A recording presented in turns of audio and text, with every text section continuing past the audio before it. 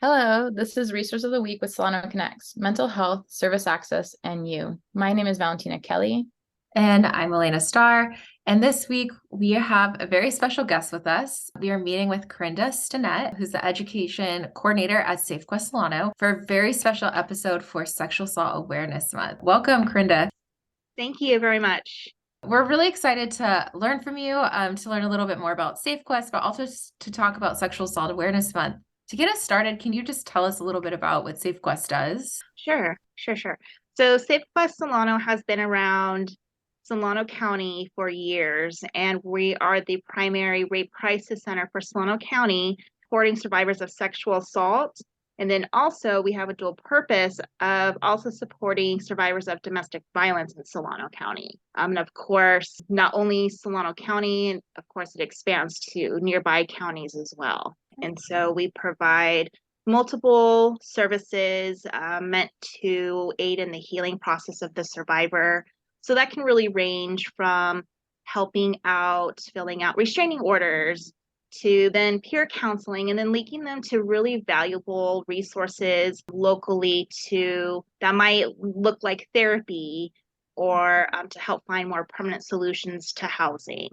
So there's a multitude of services that SafeQuest Solano is able to provide.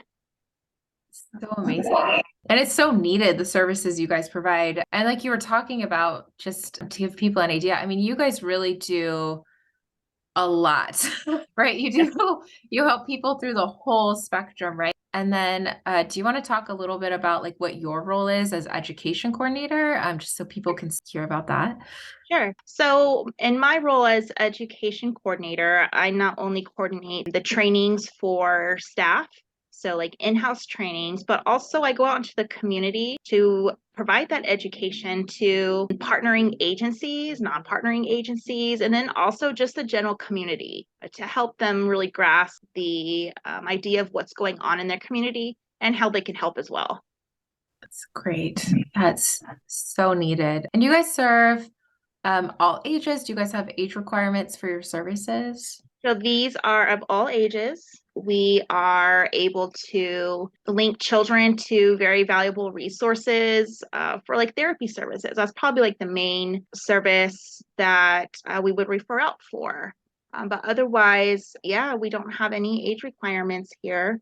We will definitely support everyone. And are there any costs associated with your services? Great question. There's no cost associated with our services whatsoever. Yes. Amazing. Thank you. I know, right? So if somebody wanted to get services, what are the kind of like what steps would they need to take do they need a call ahead? Do you guys do walk-ins? So like what does that look like? Yeah. So a survivor can reach us in multiple ways. I would say a majority of SafeQuest clients come through our hotline. It's a 24/7 hotline. And so they simply call this number and reach an advocate. We also get a lot of our clients through referrals from partnering agencies, from the police department, through the Family Justice Center. And so if they would like to reach out for help, probably the best way would be through our hotline. Awesome. And we'll make sure to have the hotline in the slides and we'll post it. So anybody listening to this, if you do want to reach SafeQuest, we'll make sure you'll have that information. And we know that April is Sexual Assault Awareness Month. Could you tell us a little bit about the importance of this month? Yeah, so the Awareness Month really stems from, I believe it was in the 1970s, where a group of advocates got together to bring more awareness to sexual assault. At first, it started off locally, and then it really turned into this national participation. And so, as we know, it deserves awareness every single day of the week, but it gives us a chance as agencies to highlight the work that's been done in the community, to bring in more involvement, to really rally around, I would say, a cause. And this is a very prevalent and not talked about enough incident that happens a lot in Solano County.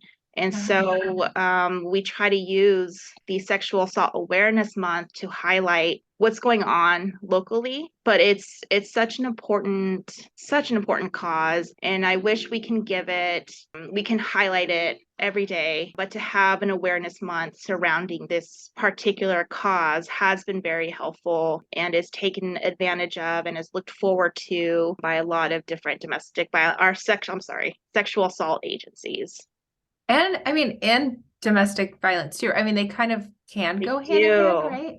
They absolutely do. I would say a majority of the sexual assault clients that we do see, it's not necessarily perpetrated by somebody unknown. It's usually somebody the victim is very much aware of, and it's usually their partner. Yeah. And so they very much go hand in hand. It's really great what you guys are doing and raising awareness and letting people know, because I agree with you. We do outreach all the time, and it really is amazing how some people have maybe specific views on what something looks like, and maybe they're not aware of, it's a sexual assault is such an umbrella term. It can come in so many different forms. So it's really amazing you guys are doing that. Thank you so much. Thank you. There's also a day in Sexual Assault Awareness Month, Denim Day. Could you tell us a little bit about what Denim Day is, maybe the history of it, or how people could participate? Yeah. So Denim Day, as it's known as, it's April 26th. And it's really interesting how it came about. And it's a very sad story and kind of like enraging, actually. But what happened was there was an Italian Supreme Court ruling where a rape conviction was overturned by the justices because they felt that the victim was wearing too tight of jeans to be able to have them removed for her. So therefore, she had to have removed the jeans herself, therefore implying consent. And so the overturning of the convictions really caused this huge outcry. And now Denim Day is a result of that. It's a day for us to really reflect on the wrongdoings, really, and to bring awareness to consent and how that works as well. But yeah, it's a lot of people began wearing jeans. It started in Italy in the parliament. They started wearing jeans as a sign of solidarity. And it's really just grown into this national, worldwide participation. And if people wanted to just get more information about the services that SafeQuest provides, what's the best way for them to go about doing that? I would urge them to check out our website, www.safequestsolano.org. And then also they can call our office line.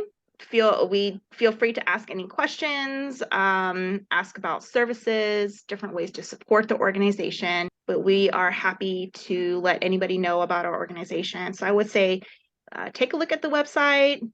We have social media presence as well, or just call the office. Great. Thank you. Is there anything else you want to add? Anything we didn't quite talk about or highlight, or anything that you wanted to let any of our listeners know about?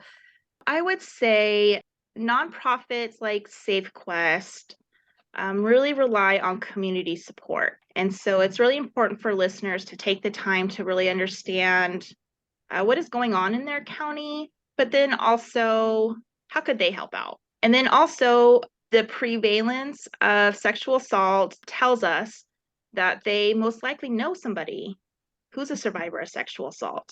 Maybe they met somebody years ago and didn't know how to help. Well, here's a chance to really get to know a great resource to have to those in need as well. What I think is great is when I go onto Facebook and to community sites and see a lot of people are very aware of resources. They want to help and they share. And these are just in the regular community sites of Facebook here in Solano County. And so maybe just learn what resources are available in your county to be able to help out those who are reaching out for support. And I think that's something I really wanted to hit on, is just really implore the community to get involved. There's so many different ways to be involved. Even simply having an awareness and the willingness to help is fantastic and a great start. Amazing. Thank you so much for saying that, because it's so true that we can definitely help others by just knowing what's available in our community. And then the last question that we like to ask is, what is your favorite self-care technique? Oh man. Isn't it funny how like that hangs us up as advocates? I know. I've been an advocate for a really long time. And I tell my clients at the end of each time I talk to them, I say, please practice self-care. I know. I would say so many times they bounce that right back to me. And they're like, well, what do you do? I'm like, I know. I know. But I would say one of my favorite things to do for self-care is a good all Netflix binge.